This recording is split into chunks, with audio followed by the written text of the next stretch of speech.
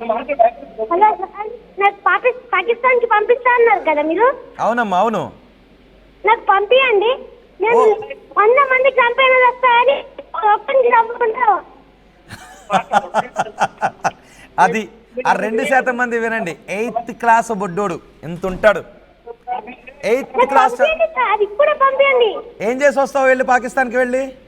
5 మందికి ఒక్కరికి చంపకుండా రావాలని ఒక్కరికైనా చంపి వస్తాను.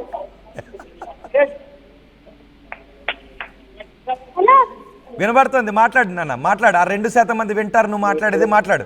నేను కూడా ముస్లిమే సార్. అవును. నీ పేరు? ముస్లిం కాదా సరే, హిందూ ముస్లిం ఉన్నాయి చంపేసుడే. హిందూ ముస్లిం భారత్ మీద చంపనని వస్తున్నారు.